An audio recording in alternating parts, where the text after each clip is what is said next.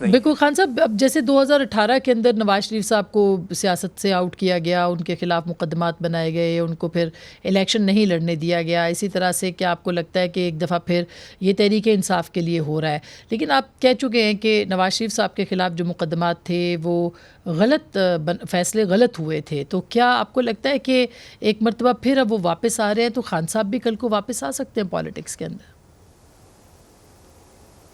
دیکھیے، یہ بات جو ہے یہ بالکل درست ہے کہ اس وقت وکٹمائزیشن ان کی ہو رہی تھی، اس دفعہ عمران خان کی ہو رہی ہے اور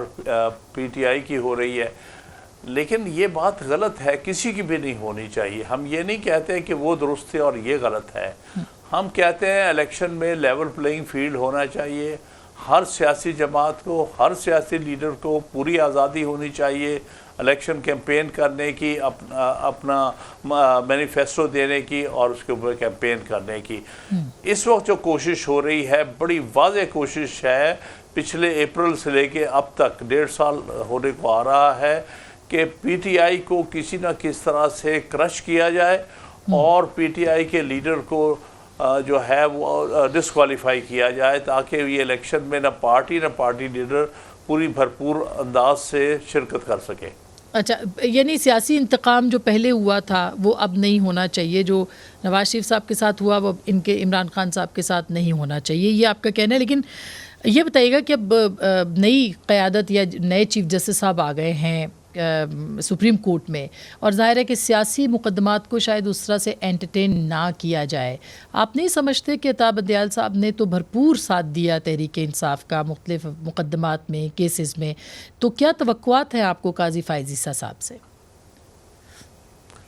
میں پہلی بات کلیئر کرنا چاہتا ہوں، بندیال صاحب نے کسی پارٹی کا کوئی ساتھ نہیں دیا، انہوں نے کوشش کی کہ کچھ آئین کے مطابق میں فیصلے کر دوں، اس میں پارٹی کا کوئی تعلق نہیں تھا۔ اگر انہوں نے کہا کہ پنجاب میں الیکشن ہونے چاہیے یا کے پی میں الیکشن ہونے چاہیے، تو اس کا تعلق پارٹی سے نہیں تھا، اس کا تعلق آئین سے تھا کہ آئین کے اندر یہ ایک ڈکٹیٹ ہے، جو واضح ڈکٹیٹ ہے کہ آپ 90 دن میں الیکشن کرائیں، تو اس کو خام خواہ دوسری پارٹیز نے اور اسٹیبلشمنٹ نے یہ کہا کہ جی وہ تو اس پارٹی کو فیور کر رہے ہیں، یا اگر انہوں نے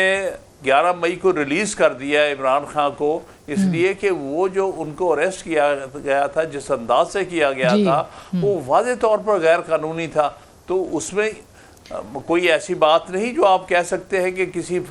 فرد کو یا بالکل خان صاحب ایز اے سینئر لائر، ایک بہت سینئر لائر، ایک بڑے معتبر لائر کے طور پہ بھی، اور اگر آپ دیکھیں کہ باہر کی پالیٹکس میں بھی آپ کا جو کردار ہے، آپ نہیں سمجھتے کہ مخصوص بینچز کا بننا اور پھر جس طرح سے انہوں نے فوری طور پر انٹرٹین کرتے تھے ہر وہ تحریک انصاف، یہ ان پہ الزام ہے کہ انہوں نے بہت زیادہ جو ہے وہ سپورٹ کیا؟ میں اس ریفرنس میں پوچھوں کہ خاص کر کے بینچز کی جو تشکیل ہوتی تھی، فل کورٹ کا نہ ہونا، اتنے اہم آئینی معاملات کے اوپر فل کورٹ کا نہ بنایا جانا، اس کو آپ کیسے دیکھتے ہیں؟ جی، ضروری نہیں ہے کہ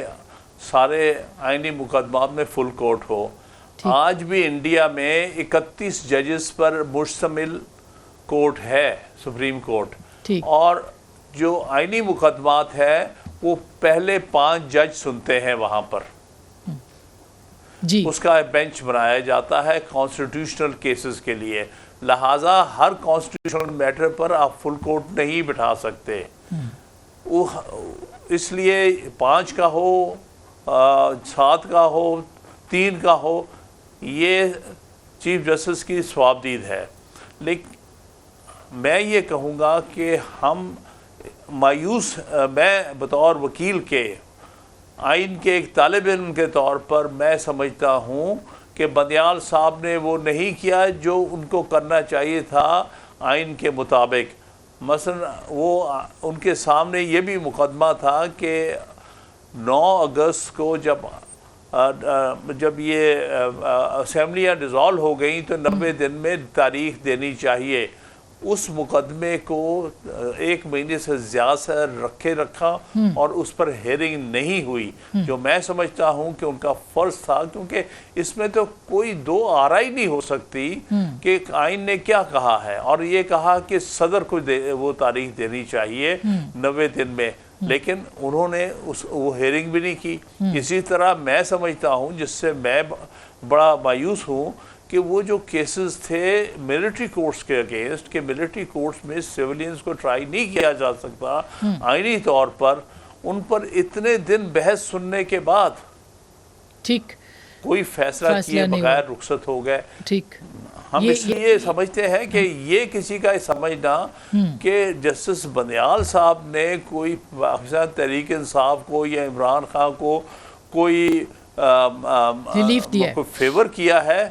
یہ ریکارڈ کے مطابق بات درست نہیں ہوگی.